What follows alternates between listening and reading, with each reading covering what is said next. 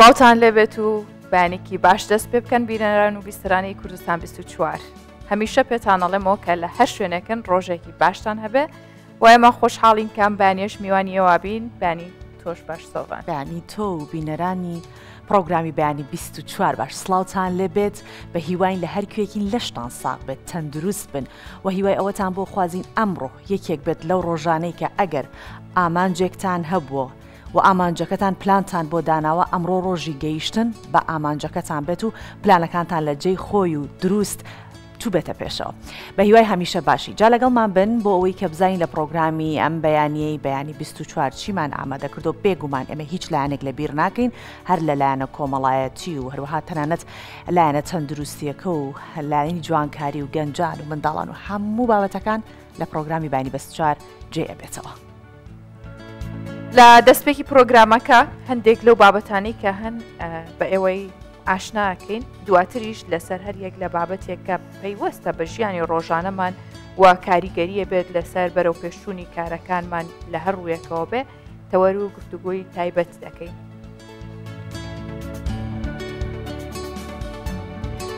بۆ ڕاکێشانی سەرنجی گەشتیاران دیداری کۆمپانیەکانی گەشتیاری لە پارێزگای دهۆک بەڕێوەچوو.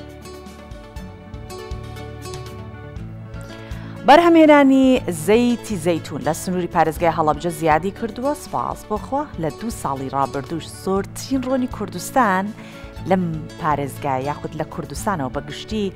ڕەوانەی بەریتانیا و ئەڵمانیا کراوە. لە ئیزمیر بڕوا بە خۆبوونی کە بابچیەکی کورد ئەبێتە نمونەی کەسانی خاوەن پێداویستی تایبەت.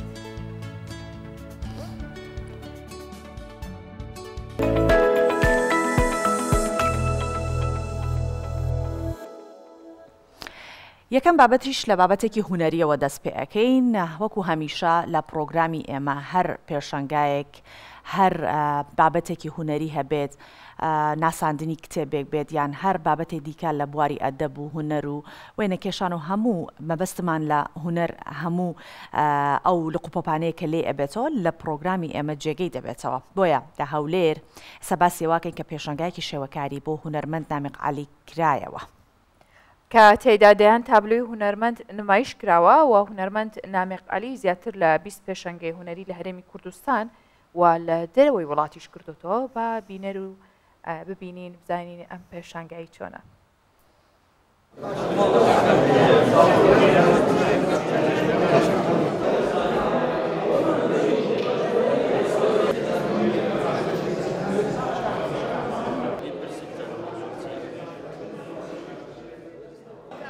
زیاتر لە 50 ساڵە ئیش دەکەمەوە مارەزی یەکەمم ساڵی 1970 بووە بەردەوام بوویمە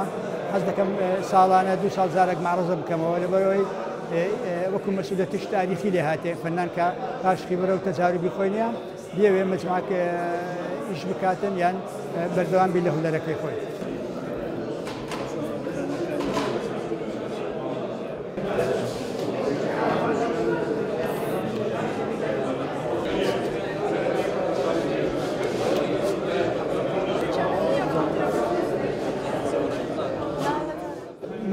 لێرە مەسەلەن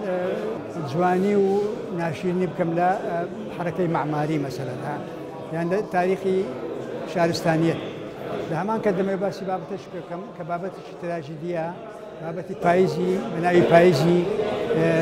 بیابان کە ئەوە تقریباً مەوزوعی سەرەکی لەوحەکانە لەو پێشانگایە نییە کە مەبەستم چییە باسی تراژیدای نەتەوەیەک بکەم نییە کە لە کۆمەڵێک مەراحیل بەسەر ئەو ملەتەی هاتیە ئەوە بابەتێکی گرنگە من حەز دەکەم خۆم و هەموو هونەرمەندان لەو مەجالە ئیش بکەن نییە.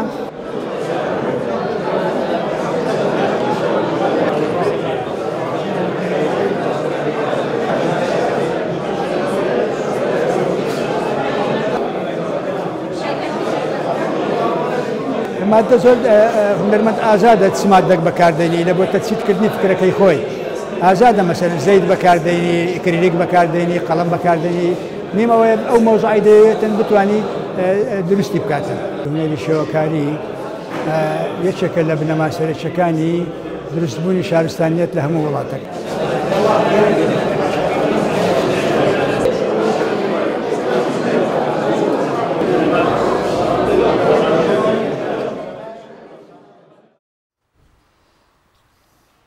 بە بەشداری چل کۆمپانیا لە پارێزگای دهۆک دیداری کۆمپانیەکانی گەشتیاری دهۆک و کۆمپانیەکانی باشوور و ناوەڕاستی عێراق بەڕێوە چووە کە ئەم دیدارە مەبەست لی ئاسانکاری و ڕاکێشانی گەشتیاری زیاترە بۆ پارێزگای دهۆک. جا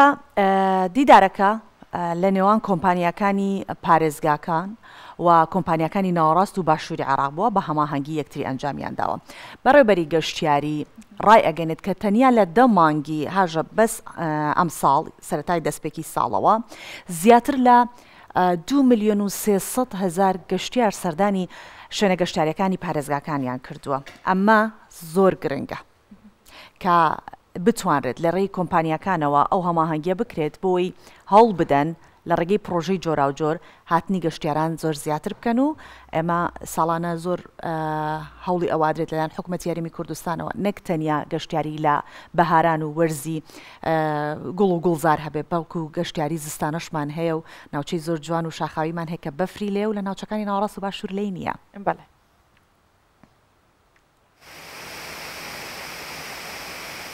ئێکیش هاوینگەهێن گەشتیاریên پارێزgeha Duhokê werzê zivistanê weke pêdivî geştyaran qest dawê nekiriye. Ev jî bi gotina xudanên van cihan weke pêdivî giringî bi geştyariya zivistanî nehatiye dan. Em daxwaziş hikûmeta herê me dikeyn û Wezareta Geşt û Guzarê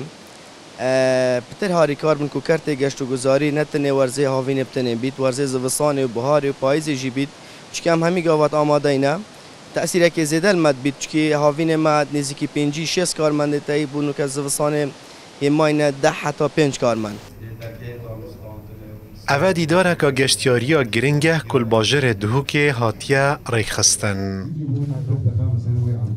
نزیکی 40 کۆمپانی بەشدارن کۆپرانیاوان یەنجێری و ناوەڕاستە عێراقê ne û meremjîjê asankarî û rakêşana geştyarên Iraqî ji wî parêzgehê. اكيد ديدارك گشتیاریه کو کمپانیت ناوەڕاست و ژێریە عێراقê ji parêzgehên Iraqê hemî hatîne evrûkel parêzgeha Duhokê mehvanın û armanca vê jî ew e ku em rêja hatina geştyaran bû parêzgeha Duhokê zêde bikin. Ev ji ne xudana kompaniyeka geştyariya û ji parêzgeha Necefê hatiye.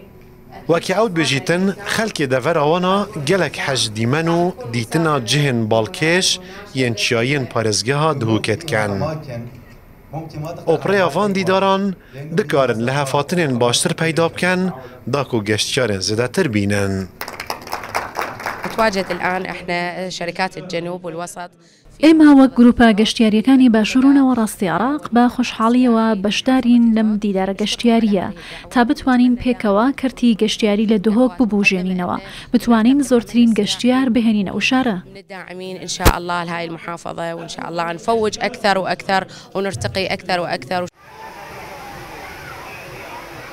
الگوری آمارên rêveberiya geşt û guzara parêzgeha Duhokê ji destpêka ev sala û tak û dumahiya meha çirya êkê zêdetirî 2,300,000 geştyaran qesta cihên geştyariyên parêzgeha Duhokê kiriye ku bi berawerd gel salên derbasbûyî rêje bi şêwekê berçav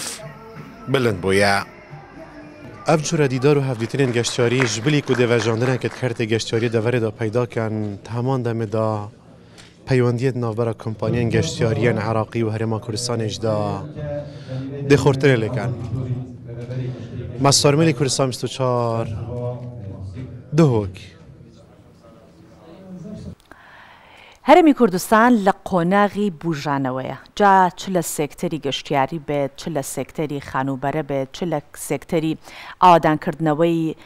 شار و شارۆچکەکان بێت لە ڕێی پرۆژە با بڵێن خانوبەرەکانەوە و خزمەت گوزاریەکانیشەوە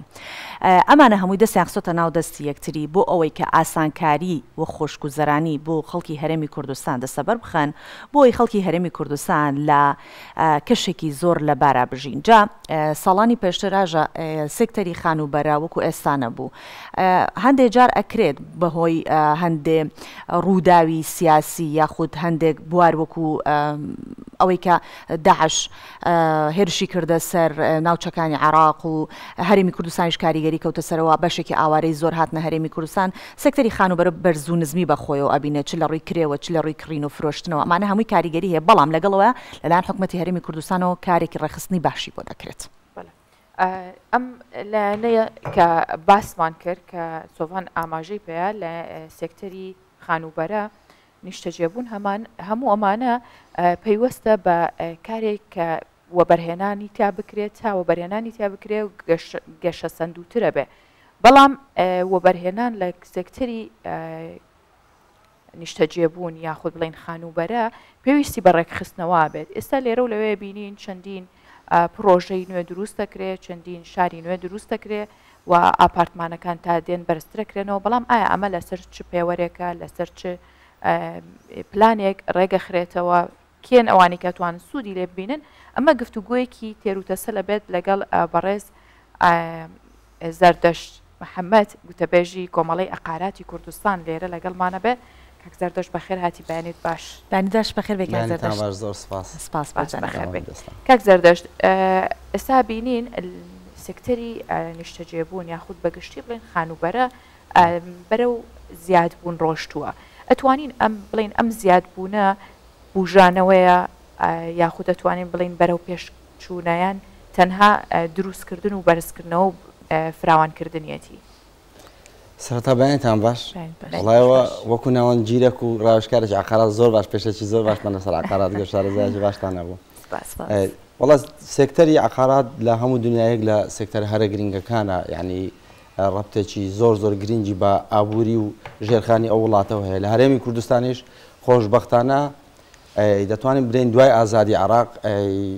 پەرسەندێکی زۆر لە مەسەلەی کەرتی خانوبەرە گۆڕانکارێکی گەورە لە هەرێمی کوردستان ڕوویدا ئێستاش خۆشبەختانە لە هەرێمی کوردستان بە تایبەتی ینی هەر سێ شارەکە هەولێر و سلێمانی و دهۆک گۆڕانکارێکی یەکجار زۆر لە مەسەلەی خانوبەرە هەتا گۆڕانکارێکی تەواو بە سیمای شارەکانەوە هەیە پێشتر ئەگەر وەکو ئەو وڵاتە پێشکەوتوانە سەیری هەرێمی کوردستان کرد بە لە ڕووی دیزایانی شارەکانەوە کەمە سیمای شاربوونی کەم پێوە دیار بەڵام ئێستا خۆشبەختانە وەکو شارە پێشکەوتەکانی جیهان هەر سێ پارێزگاکە دەبیندرێ ئینشاءڵڵا پارێزگای هەڵەبجەش دێتەنە ئەو پرۆژانە و پەرسەندێکی باش لەوێن دەربەخۆوە دەبینێ اینجا ئەو کەرتەوای کرد کە هەرێمی کوردستان سیمای شاری بە تەواوی پێوە دیار بێت باش کاک زەردەشت ئەوەی کە وای کردووە کە هەرێمی کوردستان سیمای جوانتربوون و هاوتەری بوونی لەگەڵ وڵاتانی جیهانە هەبێ ئەوەیە کە تا ئەمن و ئاسایش لە شوێنێک نەبێت بێگومان هیچ کاتە ئێمە ناتوانین هیچ نیشانەیەکی پێشکەوتن لەو شوێنەیە ببینین سوپاس بۆ خوا هەرێمی کوردستان ئەو ئارامی و ئاسایشەیتە نەک هەر خەڵکی هەرێمی کوردستان خۆیان وە بەرهێنانەکەن بەڵکو خەڵکی بیانیش دێن لێرە و بەرهێنانەکەن و خەڵکی ناوڕاست و خوار و عێراقش ئەمە تا چەند گرنگە بۆ هەرێمی کوردستان لە چەند ڕوویەکەوە ئەو ڕوانەی کە گرنگە چین خۆی ئەمنیەت لە ئەگە بەگشتی تەماشای عێراق بکەی بۆچی هەرێمی کوردستان پەرسەندێکی جیاوازتری لە شارەکانی دیکەی هەموو عێراق بخۆیەوە بینی ئەو ئەمنیەتی کە بەڕێست ئاماژەت پێدا یعنی هەبوونی ئەمنیەت زۆنێکی ئەمان لە ناو هەموو عێراق کە هەمووی تێدا ئاژاوەیە چەندین دەستی نێودەوڵەتی لە ناو عێراقدا هەیە فشاری ئەو وڵاتانەی دراوسێت لەسەر عێراق هەیە حاڵەتی ئەمنی گرژی جیاواز لەوەی گروپی توندڕەوە هەیە میلیشیا هەیە لە ناو عێراق ئەوانە هەمووی هۆکارە لەوەی کە کەرتی خانوبەرە لە وڵاتێک نەبوژێتەوە بەڵام لە هەرێمی کوردستان خۆشبەختانە ئەو ئەمنیەتەی جەنابەت ئاماژەت پێدا کە بوونی هەیە بە سای حکوومەتی هەرێمی کوردستان ئەو هۆکار بوو لەوەی کە وڵاتی دیکە هەست بە ئەمام بکە چووکە کاتێک سەرمایهدار چێن دەر ئەمانە لەوێن دەردێ وەبەرهێنان دەکات قسەی لەسەر ئەوە سەرمایهداران هەیە دەرێن ترسنۆکن خۆیان زۆر خۆش دەوێت چونکە سەرمایەکەیان بە هەوەنتە بەدەست نهێناوە لە شوێنێک ئیسtismار ناکەن ڕیسکی زۆر تێدابی هەرێمی کوردستان ئەوەی نیشانی جیهاندایە بەڵێ ئێمە لەگەر ئەو هەموو بارودۆخەی ئەو هەموو نەهامەتی بەسەر ئەو وڵاتەدا هاتیە شەڕی داعش شەڕێکی نێودەوڵەتی و جیهانی یعنی زۆر گەورە بوو فشار بوو لەسەر هەموو دنیا ترس بوو لەسەر هەموو دنیا هەرێمی کوردستان هات بە هەموو جیهانی گوتوتی ئەمە هەر لە ئەمان دەین دەتوانین ملەتێکین لەسەر پێی خۆمان بەستین خۆمان پارێزین بۆیە ئەوە یەک لە خاڵە هەرە گرنگەکانە لە منتیقەکە لە بابرێن نەکرد لە عێراق لە وڵاتانی دراوسێشەوە کاریگەری هەبوو باشە ئەوەی کە باسمان کرد بە شێوە گشتیەکەیە لەسەر کاریگەری و ڕنگدانەوەی لەسەر هەرێمی کوردستان. بەڵام بابینە سەر باسی ئەقارات یاخود نووسنگەکانی خانوبەرە کە ئێستا لە هەر کوچە و کۆڵان و شەقامێک ببینین نووسنگەیەکی خانوبەرە تایبەت بە کڕین و فرۆشتنی خانوبەرە هەیە. ئەمانە تا چەند کاریگەریان هەبووە لەسەر ئاسانکاری بۆ هاوڵاتیەک بۆ کرێچیەک یاخود بە پێچەوانەوە چۆن توانراوە ئەمە ڕێک بخرێتەوە. ینی زۆرن بەڵام ئایا کاریگەریان هەبووە لەسەر ڕێخستنەوەی ئەم هەموو پرۆژەی کە هەیە بتوانن بە شێوەیەک پێشکەشی هاوڵاتی بکەن کە سوودمەند بێلەی. ئەوی بەڕێز ئاماژت پێدا ئەوە جێگەی خۆشحاڵیە تەوان لە هەرێمی کوردستان لە هەموو کوچە کۆڵانێکدا کۆمپانیایکی عقارات بوونیەوە یەک لە نیشانەکانی باشە لە بۆ هەرێمی کوردستان کە ژێرخانێکی زۆر باشی هەیە و هەبوونی تەوان لەگەر زۆربوونی هەر شتێک لە کۆمەلگا کاریگەری باش و کاریگەری خراپیشی دەبی. بەڵام بۆ ئەوی کاریگەری خراپەکە نەمینێ کۆمەڵێک کەس بە خۆبەخشانە هەستانە بەوەی کۆمەڵێکمان دروست کردووە بۆ ئەوەی ئەو سێکتەرە ڕێک بخرێتەوە هیچ گرفتێک لەو بابەتانە دروست نەبی خوانەخواستە کەسێک نێ ناوی ئەو کۆمپانیانەش لە کەدار بکە ینی بەناوەکی دیکە دێ لە پاڵ ئەوانە دەوێ ناوی کۆمپانیاکان لە کەدار بکە بۆیە 19 کەس لە هەرێمی کوردستان هەستین بۆی کە کۆمەڵەیەکی ڕاوێژکاری و ناوەنگیریە لە بۆ کۆمپانیەکانی عقارات و نووسنگەکانی خانوبەرە دروست بکرێ بۆ ئەوەی ئەو گرفتانەی کە پێشووتر لە بازار هەبووە بە ناوی کۆمپانیای خانوبەرە کە ئەوانە ئەهلی ئەو بابەتە نەبووینە ئیش تێدا بکەن لە پاڵ ئەوە هاتوونە بۆی دەستبڕین و هەندێک جار دوور لەو سێکتەرە ساختەکاریان تێدا بەکارێناوە و کۆمەڵێر دەستی بۆی ڕێکیان دەخاتەوە دەوێ هەماهەنگ لەگەر حکوومەتی هەرێمی کوردستان لەوەی کە ئەو سێکتەرە چەند گرنگە لە مەسلەی ژێرخانی ئابووری هەندێک لە مەسلەی ئەمنی کاریگەری خۆی هەیە کەسێک دێ هاوڵاتی هەرێمی کوردستان نیە دەوەیەکە چی نیشتە جێبوون بەکرێ بگری لە ناویەکە چی نیشتە جێبووندا بوونی هەبی ئەگەر کۆمپانیاج عقارات لەو حاڵەتە هاوکاری حکوومەتی هەرێمی کوردستان و ئاسایشی هەرێمی کوردستان نەبی ڕەنگە گروپێک بتوانن دزە بکەنە ناو هەرێمی کوردستان و لە ناو یەکەچی نیشتە جێبوون کار بکەن و لەسەر ئاسایشی هاوڵاتیان کاریگەری خراپیان هەبێ. زۆر باشە کاک زەردەشت ئەوەی کە ئێستا ئەیبینین سپاس بۆ خوا ئەو پرۆژانەی کە پرۆژەی نیشتە جێبوونن لە ئاپارتمانەکان لە هەرێمی کوردستان بەرەو زیاتر ئەچێت و زۆر فراوانترە بێتەوە بەڵام لەگەڵ ئەوەشە هێشتا هەر خەڵک خواستی لەسەر خانووە. ئەمە چییە لەگەڵ کولتوری ئێمەیە زیاتر خان و ئەگونجێ یاخود خەڵک ڕانەهاتۆ یاخود لە کوالێتەکەی ئەترسێت ئەو بوومە لەرزانەی کە لە وڵاتانی دراوسێ هەبوو مەترسی لەسەر خەڵک دروست دەکات چین هۆکارەکان کە خەڵک کەمتر ڕوئەکاتە کڕینی شوقەیان نیشتە جێبوون لە شوقەکان و زیاتر خواست لەسەر خانوەکانە. خۆی کللتور زۆر کاریگەری هەیە لەسەرەوەی خەڵک لە ناو شوقا چۆن ژیان بکات چووکەمە و ئەزمونەمان نەبووە لە هەرێمی کوردستان ینی پێشووتر ئەگەر تەمەشای باڵەخانەکانمان بکرد بە باڵەخانەی سێنهۆمی چارنهۆمی لە هەرێمی کوردستانە بوو ئێستا خۆشبەختانە چلنهۆم وای لە هاتووە لە هەرێمی کوردستان بوویتە باڵەخانەی ئاسایی بە تایبەتی لە شاری هەولێر ینی باڵەخانەی پەنجانهۆمی وا لە هەرێمی کوردستان و لە شاری هەولێر دروست دەکرێت بۆیە ئەوە خەڵک بەرکەوتنی نەبووە لەگەر ئەوە نازانی چۆن تێدا ژیان دەکات ینی کەسێک یەکە نیشتە جێبوونەکەی لە تابقی پەنجایە ینی پێی تەبیعی نییە چۆن بکاتە ئەو یەکەی ئەو تابقی پەنجا چۆن لەوێ ژیان بگوزارێنی ژیان لەوێن دەرچۆنە بەڵام لەگەڵ ئەوەشدا ئەم پێم وایە ینی خواستێکی زۆری لەسەر لە هەرێمی کوردستان چکە هەموو ئەو پرۆژانەی دێنە هەرێمی کوردستان لە ماوەی دەتوانم هەندێک جار لە ماوەی 24 کاتژمێر یەکێکە نیشتە جێبوون نەماوە بۆی خەڵک بێبی کڕی ناچار لە دەستی دوورێک کرد. ئەمە زۆر گرنگە ئەمە ڕێک ئەلێرە بتوەستێنم بۆی کە جاریوایە لە ماوەی 24 کاتژمێر یەکێکە نەماوە بەڵام ئەمە هاوڵاتی نایکڕێت ئەمە ئەبینین ئەقاراتەکان یاخود سەرمایەجارێکی کڕێتەوە دواتر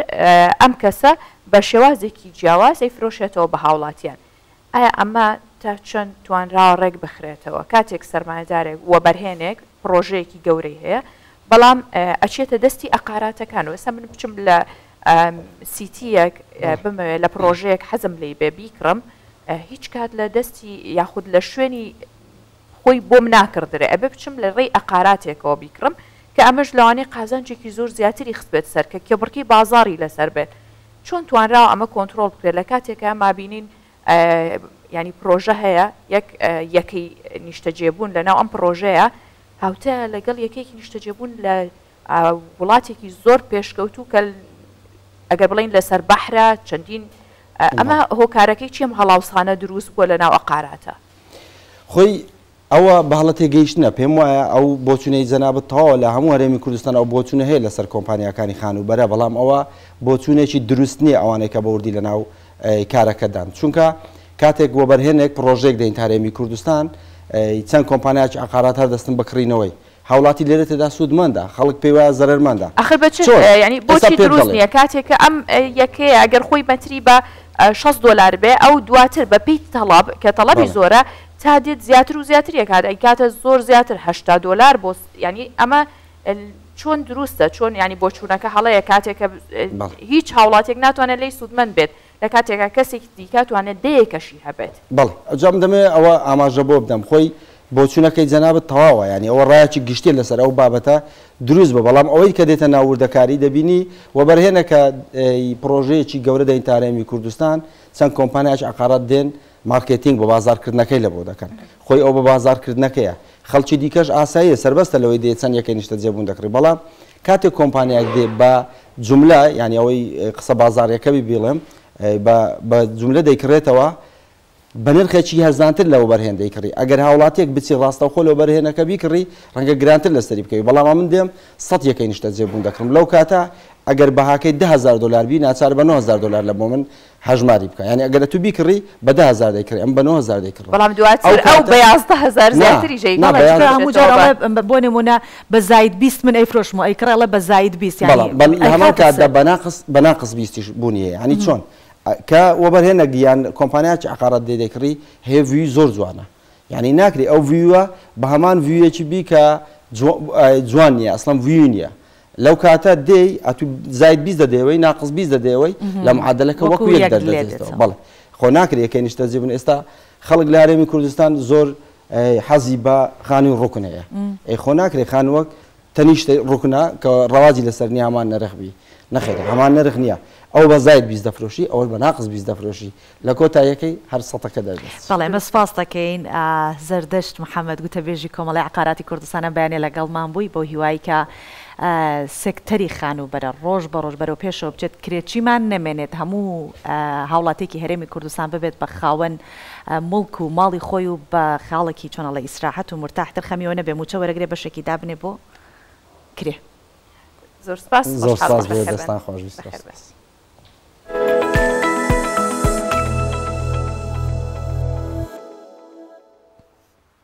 بینەوە سەر بەروبووم و بەرهەمە سروشتیەکانی کوردستان کە ساڵانە 250 تۆن زەیتون لە هەڵەبجە بەرهەمە هێنرێ و ساڵ لە دوای ساڵیش بۆی دروستکردنی کارگەی تایبەت کارگە پیشەسازیەکان ئەو بە تایبەتیش کارگەیە کە بۆ دروستکردنی زەیت بێ لەو شارە گرنگی زیاتری پێدرێ هەر لەلایەن ئەو کارگانەشەوە چەندین هاوکاری بۆ جوتیاران پێشکەش دەکرێت بەڵێ کە تایبەتە بە بەرهەمهێنانی زەیت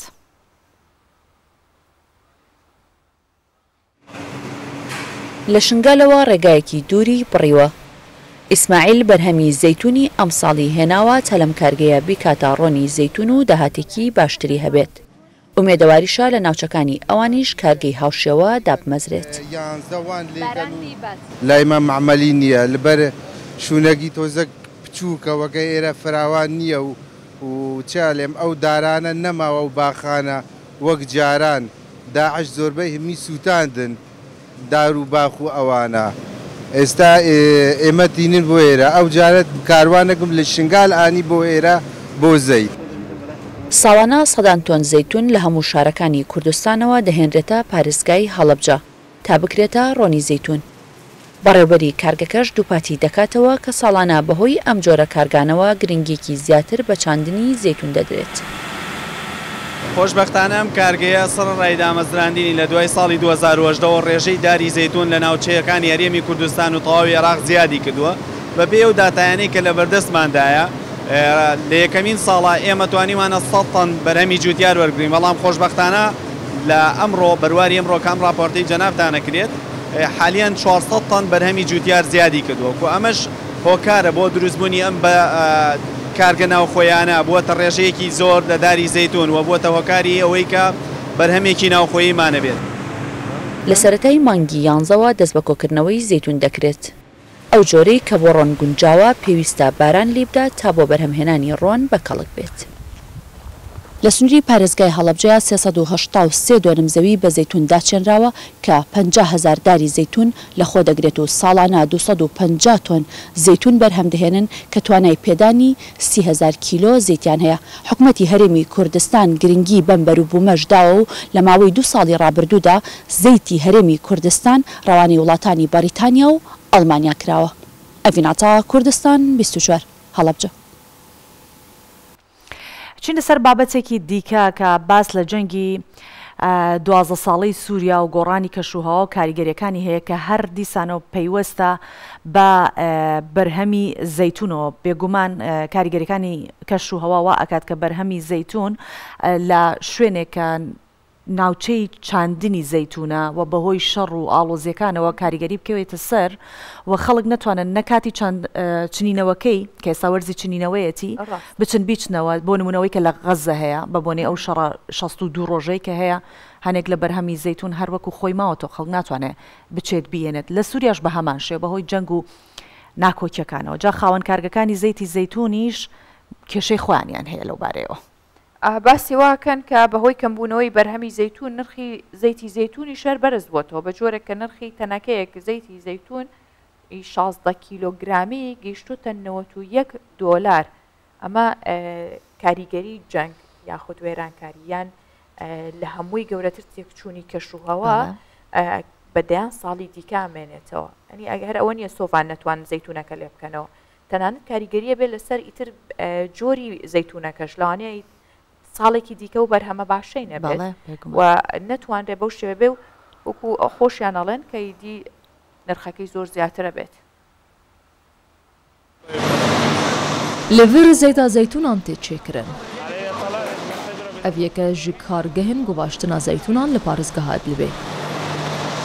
خودیە کارگەهێ دوێژێ دوان 3 ساڵن داویدە ژێبەر کێمبوونا بارانێ بەرهەمێ زەیتونان لە پارێزگەها ئەدلبێ داکەتیە. ژبەرڤەیەکی ژی نرخێ وێ گران بووە. کۆنها نرخە یەک تەنەکا زەیتێ کۆ 16 کیلۆگرام دکە دگە 9 دۆلاران. بەرهەمێ ئیساڵ گەلێکی کێم بوو بڕاستی. ئەو ژی سەدەما کێمبوونا بارانی. ئەڤ یەک بوو سەدەما بوهابوونا نرخی زەیتا زەیتونان. لە جیهانێژی بوهای وێ گران بووە. لێ نەها لە ئیدلبێژ بۆ یەکەم جار نرخی یەک تەنەکە زەیتێ گەهشتیە 91 دۆلاران. زێدەی 15 ملیۆن دارن زەیتونان لە ئیدلبێ هەنا. کۆت ئاستا یەکەم دەیە لە سووریەت بەرهەمئانینا زەیتوناندا. پرانیا خەڵکی ئیدلبێژی و گوندەوارێ وێ ددەبارە ژیانە خۆدا پشت بە بەرهەمێ زەیتونان گرێ دەدەن. خەڵکی ئیدلبێ گوندەوارێ وێ بهتر پشتاخۆ بە بەرهەمێ زەیتونان وا گرێ دەدەن. ئەم دەڤەرەکە چاندنیەنە نەگەشتیاری و پیشەسازیەنە. دی ساڵە 2021دا 15 ملیۆن دارێ زەیتونان هەبوون و ساڵ لە پێی ساڵی هەژمارەوان زێدە زراعي بحت يعني. ڕوبەرێ ئاخا کوبدارن زەیتونان تێچاندن لە ئیدلبێ نێزیکی 128,000 هکتارە. لە گۆڕ ڕێڤەبەرێ پەیوەندیین گشتی دو وەزارەتە ئابووریە حکوومەتە خۆجیهیدا قەبارەیە بەرهەمانینا زەیتا زەیتونان لە پارێزگەها ئیدلبێ ئیساڵ گەهشتیە 130,000 تۆن. پێویستیان ناوچەیەژی 13,000 تۆنی هەیە. لەوما ئەو 117,000 تۆنن دن ji بۆ دەرڤە دشینن.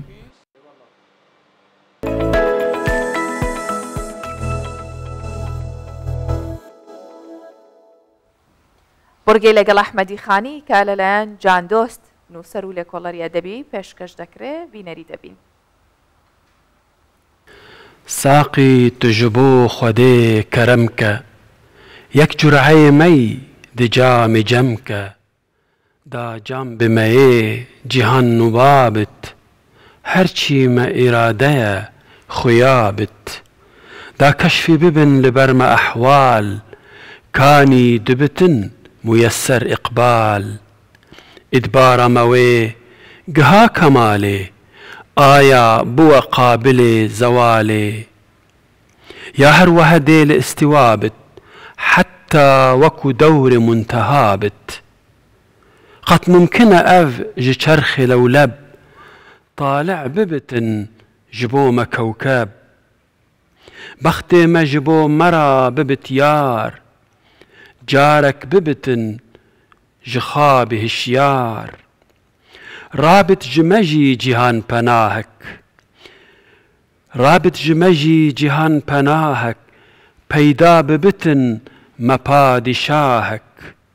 شیر هنرا ما بيت دانين قدر قلما ما بيت زانين درد ما ببينتن علاجي علم ما ببينتن رواجي بنرن هجا روج باش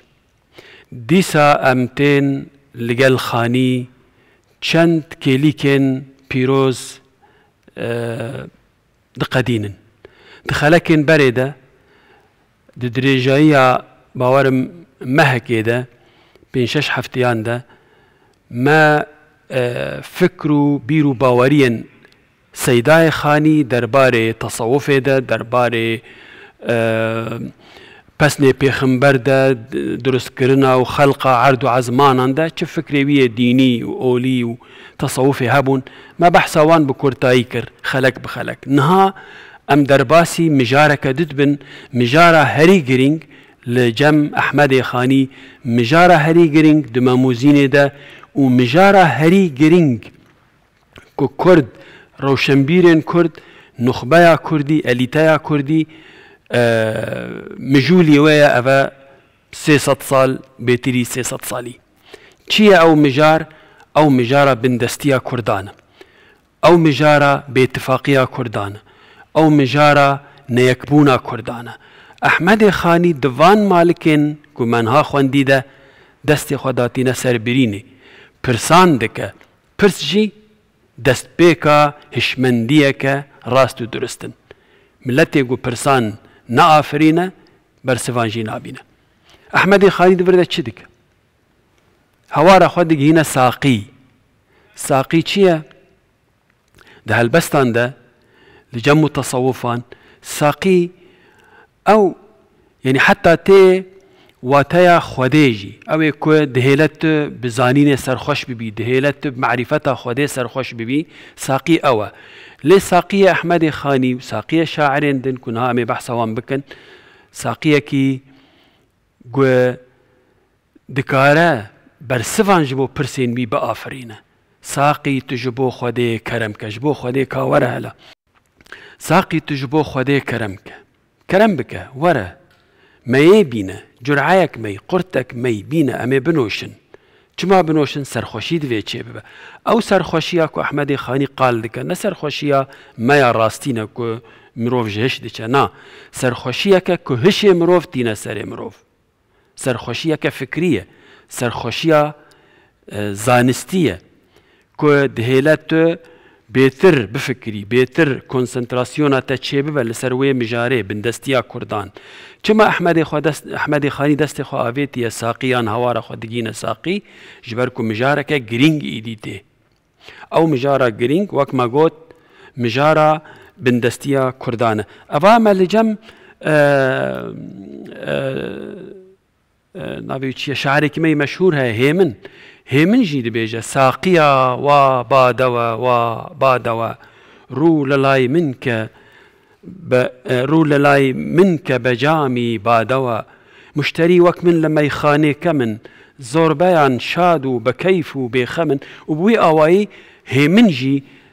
هوارا خود هنا ساقي ملاي جزيري ديوانا خود يكم هالبستاوي نوايا مطربو چنگي فيغان آوي تخر چنگي ورا ساقي حتى كنجي نشوين دل جفي جنجي دمك مجارة ساقي لقالك شاعران دابش بو يعني ام بيجن هاوار كرن وخوك هاندنا ساقيا لباقالك شاعران هيا لباقالك ملتان هيا ووك ما قوت ما بس جي ما يبينا او ما ياقو هش فدك او ما ياقو دهيلا مروف برسفان جبو برسي خوا ببينا امنها فكرن مالكين احمد خاني كو مخونديه جمالك صدو هشتي ونهان دست بيدك صدو هشتي وهشت مالك او ديني بون دست بيك بو پیش گوتم بو نها ويد بيجا يك جرعه مي دجامي جمك جرعه قرتك مي قلبك مي بخ جاما جم چيه وقت افسانين فارسي ده دبيجن ايراني ده دبيجن جاما جم قەدەحێک بوو پەیالێک بوو پەیکێک بوو جەمشید دوێ پەیکێدا ڕەوشە دنیایە دکارە بوو بدیتە خانیژی بە حەوجەی وێ پەیکەیە بە حەوجەی وێ پەیالەیە کو ڕەوشە کوردان ناس بکە وەسیتەیەک ژێرە دەوێ حەیریە نزانە مەجبوری ساقی دەبە مەجبوری وێ پیالا جەمشید دەبە کو ناوێ وێ دە هەلبەستا کلاسیک ئا فارسی و کوردی دە جامی جەمە دا جام بمەیە جیهان نوما بێت چما وێ جامێت خوازە دا کو دنیا خویا بە جیهان نوما جیهانێ بدە دیارکردن هەرچی مە ئیرادەیە خویا بێت تشتێک و ئەس دخوازم تشتێک و ئەس دخوازم ناس بکەم دوێ جامێدا ئەس ببینم دا کەشفی ببن لەبەرمە ئەحوال داگو ئەحوال ڕەوش هەواڵ هەموو تشت ژ من بە خویا ببن کەشف ببن کانی دبتن مویەسەر ئیقبال گەلۆ ئەو تشتی بۆ من ئەشکرا ببە وێ ئیقبالا مە بدەست مەکەوە مویەسەر ببە دێکە بەدەستمە ببە دەستکەفتەکەمە ئیقبال چییە ئیقبال شانسە بەختە بەختەوەریە ئیقبالا کوردان هەبە دەوڵەتاوان هەیە پاشی ئەحمەدی خانی وان تشتان شرۆڤە دیکە ئیدبارا مەوێ گەها کەمالێ ئایا بووە قابلێ زەوالێ ئیدبار چییە ئیدبار بێشانسیە ئیدبار ڕەوشە خراپە دبێ گەلو ئەو ڕەوشەمە خراپ تەواو بوو ینی نەما ئێدی وێ بچە ئەمێژێ خلاص ببن گەهایە کەمالێ و بووە قابلێ زەوالێ ینی وێ تو نەببە ئەف ڕەوشەمەیەک و ئەم تێدە ڕەوشە خراپ ئەف پرسێن ئەحمەدی خانینە وەک مەگوت دخوازە ژ ساقی بکە قەت ممکنە ئەف ژ چەرخی لەولەب طالع ببتن ji بۆ مەکەوکەب گەلۆ ئەف چەرخا گەردونێک و دزیڤرە ڕەوشەک وەک خۆ نامینە هەر ڕۆژ تێک و هەرتن لێ ڕەوشامە تم وەکەڤە ڕەوشامە کوردان ئەحمەدی خانی وێ دەمەوێت بێژە دەبێت گەلۆ ممکنە ji vê ku çerx bizîvire û stêrka bextewerîya me jî hêlê ev pirsana û pirsên din em ê xeleka bêde bibêjin ji ber ku dema me niha berbidawî ve diçe em ê xatir ji we bixwazin heta xelekek din bimînin di xêr û xweşiyê de û li gel خانی بن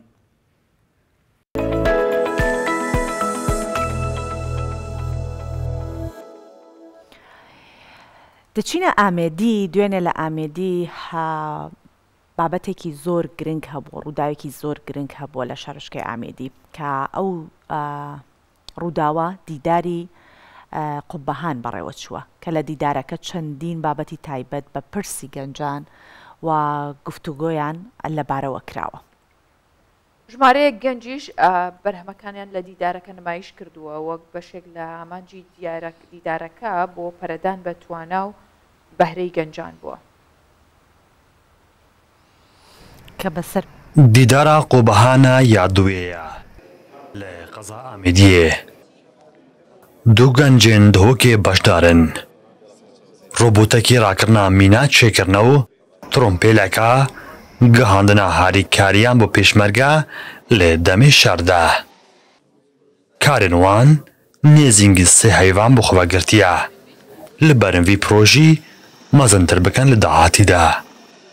بله ئەvە مێوەچێگیری دۆ ژیانە gelek kesaya parastî bîtin şîna ji bo rolê kesekî radî mesela diçîn ebakê saqit ket yan jî bêjin cancel ketin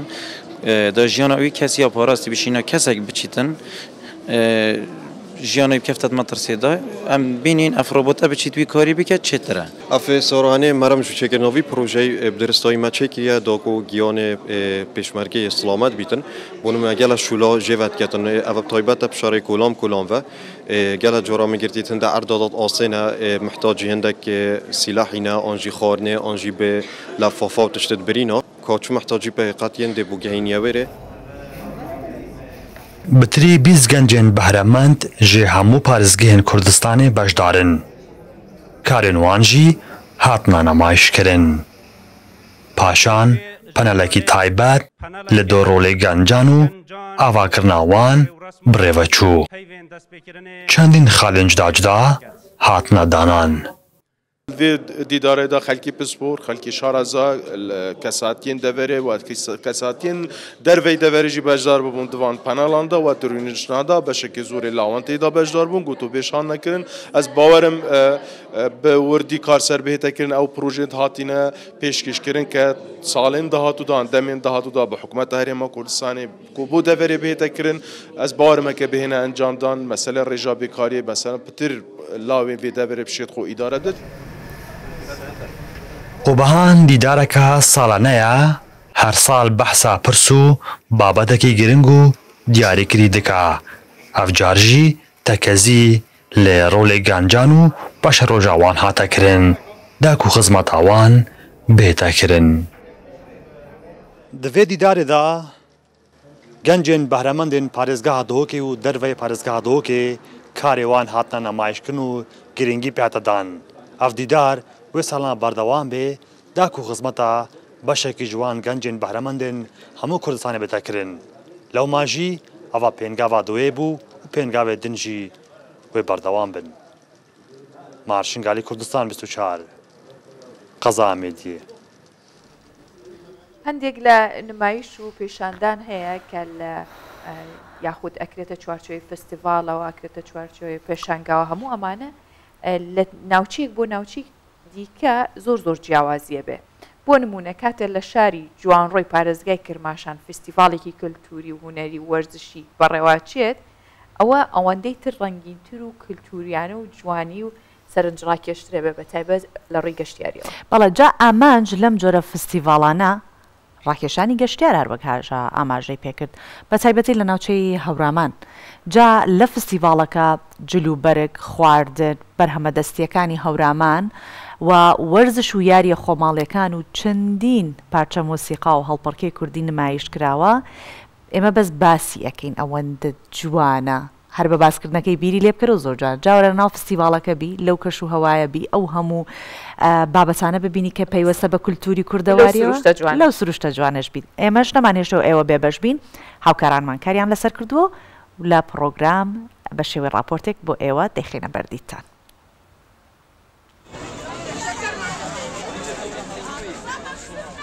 بەمەبەستی ڕاکێشانی سەرنجی گەشتیاران فێستیڤالی ڕێوڕسمە کەلتوری هونەری و وەرزشەکانی ناوچەی هەورامان لە شاری جوانڕۆی پارێزگای کرماشان بەڕێوەچوو. ئەم فێستیڤالە بە بەشداری زانکۆی پەیامی نووری ئەم شارە و فەرمانگەکانی وەرزش و لاوان فەرهەنگ و ئێرشاد و میراتی کەلتوری و پیشەدەستیەکان بەڕێوەچوو.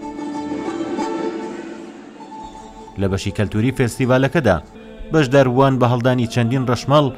بەرهەمە کەلتوریەکانی ناوچەی هەورامان وەک جلوبەرگ و پێڵاو خواردەمەنیەکان بەرهەمە سروشتیەکان و بەرهەمە دەستیەکانیان نمایش کرد. معرفی محصولاتی منطقه هەورامانات بخصوص شارستانی جوانڕۆ لەگرا سیاچادرمان دایر کردگە ئەزای محصولاتی سنەتی و سەنایە دەستی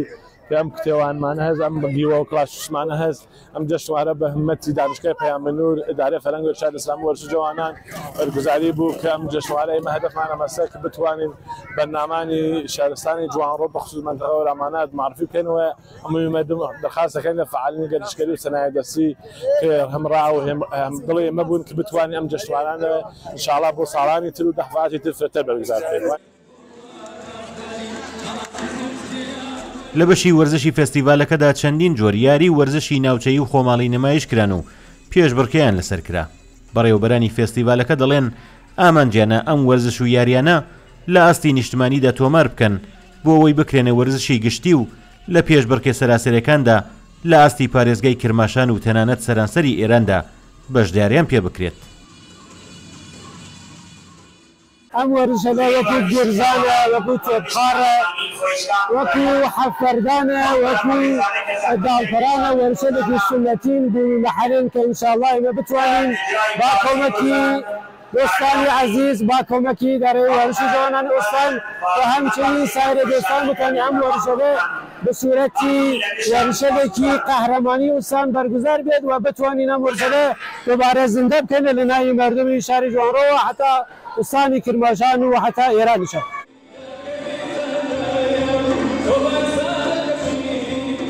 مۆسیقای کوردی وەک بەشێکی دیار و درەوشاوی کەلتوری کوردەواری لەم فێستیڤالەشدا بڕگەیەکی سەرەکی کار و چالەکەکانی فێستیڤالەکەی پێکێنا بوو.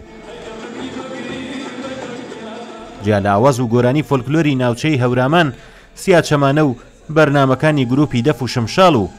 لە کۆتاییشدا هەڵپەڕژەی کوردی بەشێک بوون لە نواندنی کەلتور و هونەری ناوچەی هەورامان لەم فێستیڤالەدا. کامیل بۆکانی، کوردستان 24.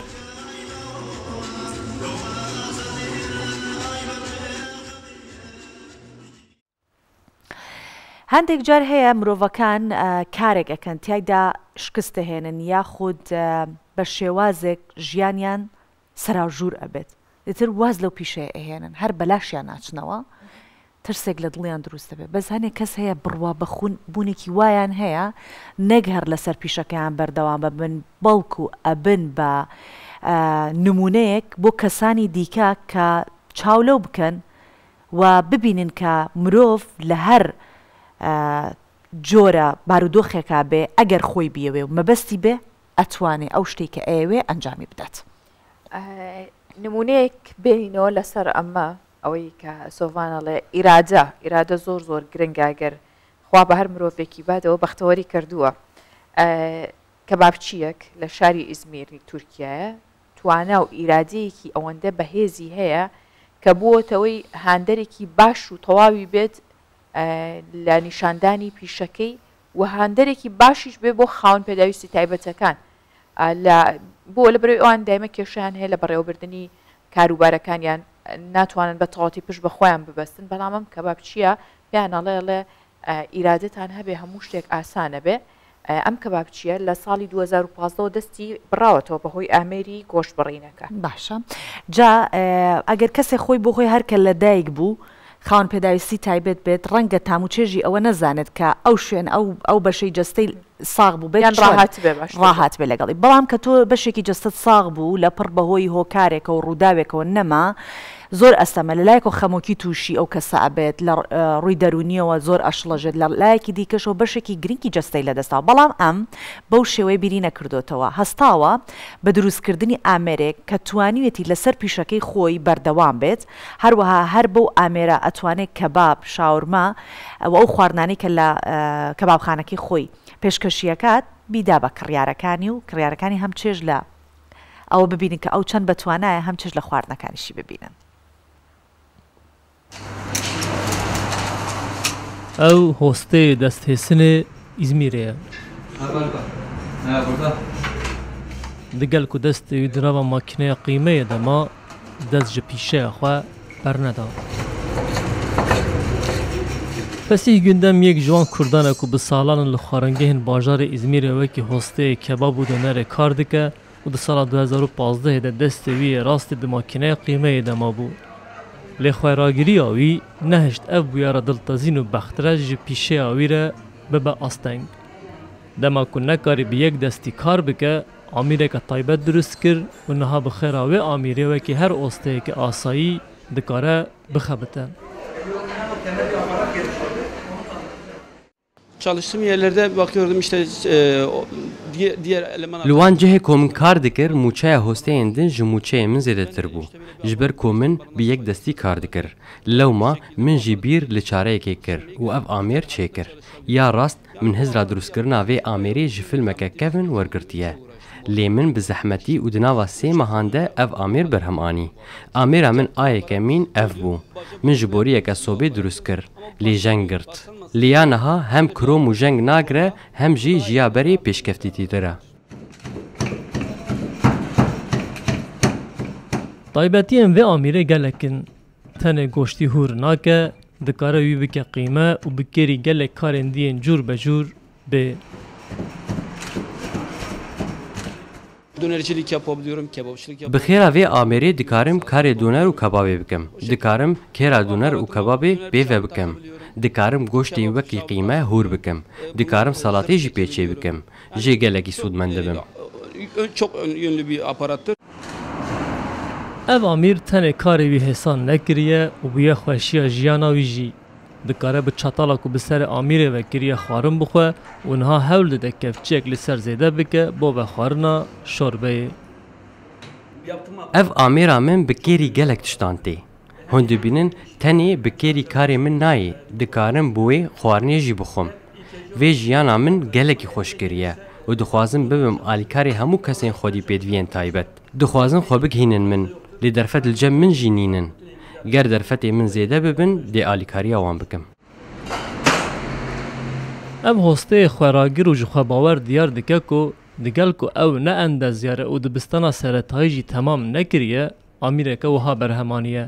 هەکەوی خوێندنەکە بلن لەسەر ئەندەزیاریە هەبووە دکاری بۆ ئامرین پێشکەتترژی درست بکە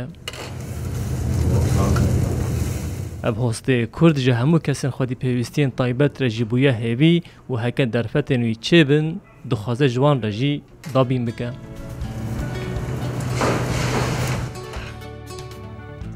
ئەتوانین بڵێن سوپاس بۆ هەموو مرۆڤانەی کە بنە نمونەیەکی باش بۆی کە